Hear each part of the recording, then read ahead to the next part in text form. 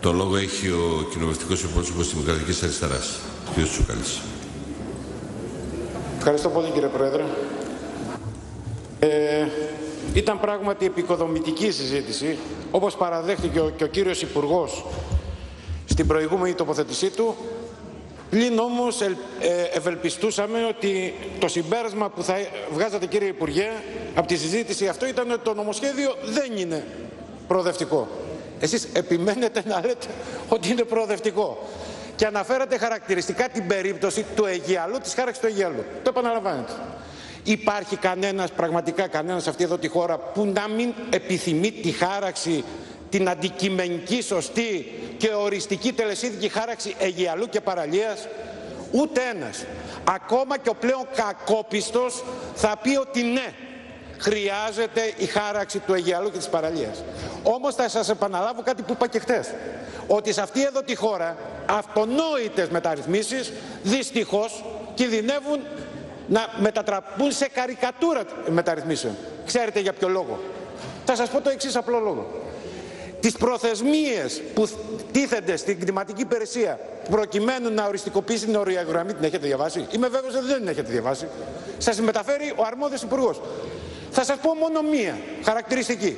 Σε περίπτωση που υποβληθεί αίτημα ενδιαφερομένου για χάραξη του Αιγιαλού, θα πρέπει η κτηματική υπηρεσία να αποφασίσει εντός 3 μηνών.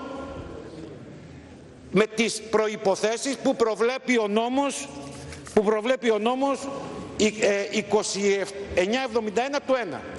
Ξέρετε ποιες προϋποθέσεις, κύριε Υπουργέ, θέτει ο νόμος αυτός? Προσέξτε. Δεν ακούει. Δεν ακούει. Κύριε Υπουργέ. Παρακαλώ. Εντάξει. Γίνεται το μαγείρεμα τώρα, κύριε. Δεν είναι. Κύριε Κουίκ. Απλώς σας εκθέτω. Τώρα εντάξει. Το κατανοώ. Λοιπόν, οι προϋποθέσεις τόσο ασφικτικές που να είστε βέβαιος ότι οι κτηματικές υπηρεσίες, οι οποίες είναι διαλυμένες, είναι σε απόλυτη απαξίωση, με υπαλλήλους που βρίσκονται σε απόγνωση στην κυριολεξία, είναι αδύνατο να τηρήσουν τα περιθώρια αυτά, τα χρονικά.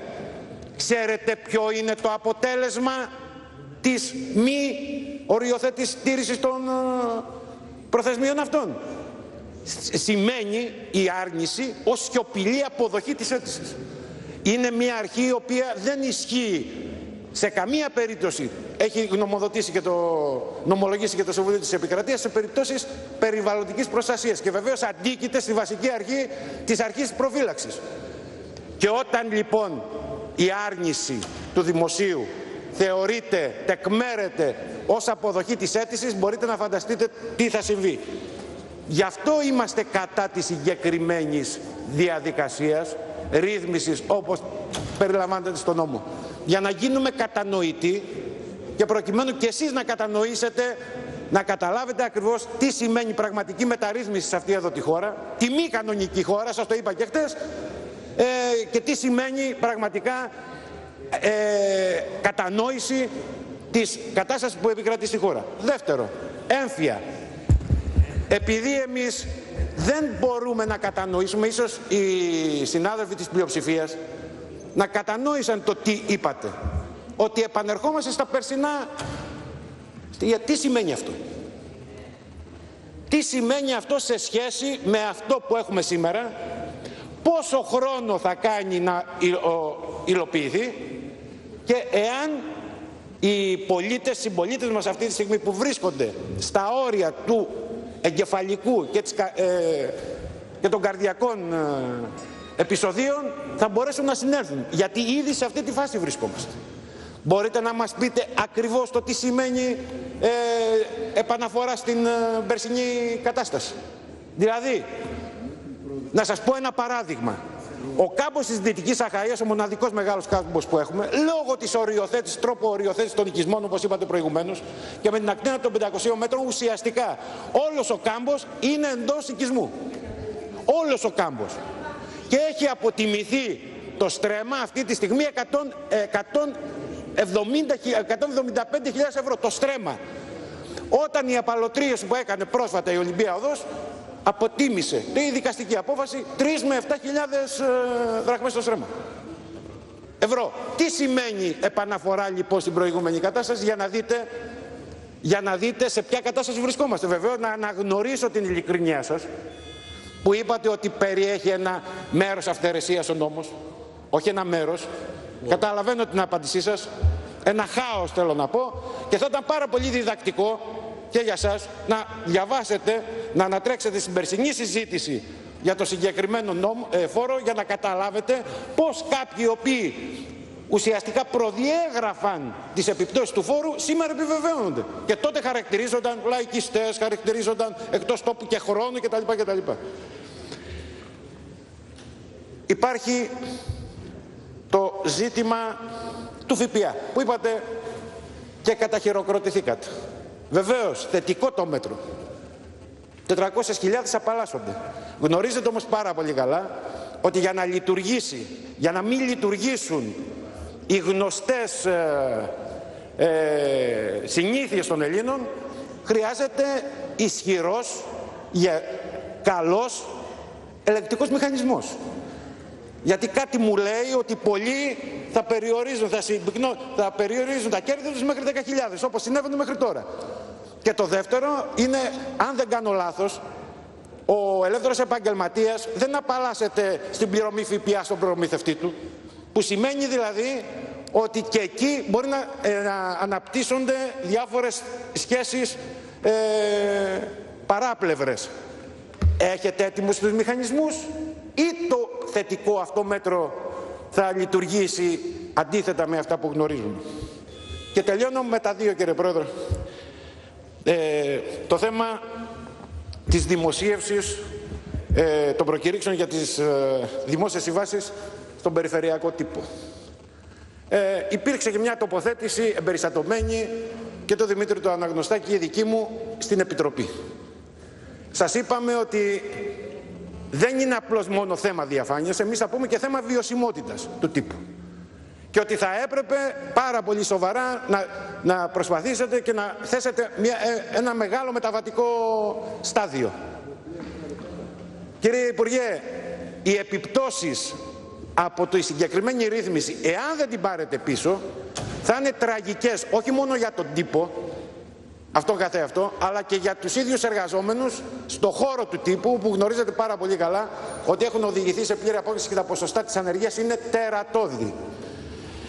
Και όσο αφορά τα άρθρα για το πόθεν έσχες. Κύριε Υπουργέ της Δικαιοσύνης, η συγκεκριμένη ρύθμιση δεν ήταν προαπαιτούμενο. Είπατε, διάβασα το έγγραφο, το διάβασα κύριε Υπουργέ, είναι άλλο μνημονιακή υποχρέωση και άλλο προαπαιτούμενο. Δεν ήταν προαπαιτούμενο, τα 6 προαπαιτούμενα για τις 2 δόσεις ήταν συγκεκριμένα και τα γνωρίζαμε από τον Απρίλιο-Μάιο μετά τη συνεδρίαση του Eurogroup.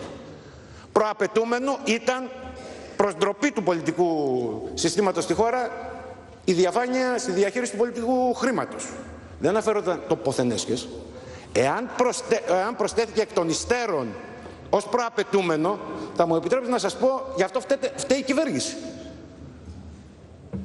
Και αφού λοιπόν καταφέρατε να αφαιρέσετε ως προαπαιτούμενο το πολιτικό χρήμα, το μείζον δηλαδή, η διαχείριση του πολιτικού χρήματος είναι το μείζον, και το στείλατε στην Ολομέλεια, η ερώτηση είναι πάρα πολύ απλή, η οποία δεν μπόρεσατε να απαντήσετε όμως. Για ποιο λόγο το απαραίτητο αυτό, το συνεκτικό τμήμα που είναι ο έλεγχος του πόθεν έσχες δεν ακολουθεί το νομοσχέδιο για το πολιτικό χρήμα στην Ολομέλεια?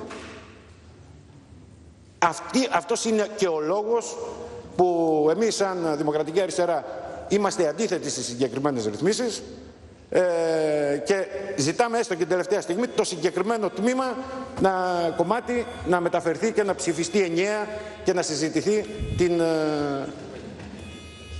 στην Ολομέλεια. Και κλείνω. Εχθές έκανα μια αναφορά στον κύριο Χαρδούβελη, παρουσιάζοντας μια τροπολογία την οποία την έχουμε καταθέσει, κύριε Υπουργέ της Δικαιοσύνης, για 20η φορά. Και αφορά τις δεσμευμένες καταθέσεις. Έχετε δεσμευτεί να φέρετε τη ρύθμιση τον Ιούνιο. Δεν τη φέρατε. Ξαναδεσμευτήκατε να τη φέρετε τον Ιούλιο. Δεν τη φέρατε. Είμαστε στον Αύγουστο. Μπαίνουμε σε διακοπές. Πότε? Δεσμευτείτε. Είπε ο κύριος Χαρδούβελης θα τη φέρει. Να ελπίζουμε στον κύριο Χαρδούβελη και στον Υπουργό της Δικαιοσύνης. Δεν ξέρω. Αποφασίστε. Ευχαριστώ πολύ. Και εμείς.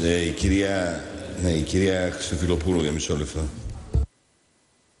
Κύριε Πρόεδρε, θέλω να καταθέσω στα πρακτικά νομοτεχνική βελτίωση στην τροπολογία που καταθέσαμε το πρωί και η οποία αναφέρεται στην πρόταση που έκανε ο εισηγητής του ΠΑΣΟΚ, κύριος Ρήγας, σχετικά με την αξιολόγηση των υπαλλήλων. Δεν θα πω περισσότερα, ήδη τοποθετήθηκα, καταθέτω την νομοτεχνική βελτίωση. Ο κύριος Αθανασίου και μετά ο κύριος Χαρδούβελης.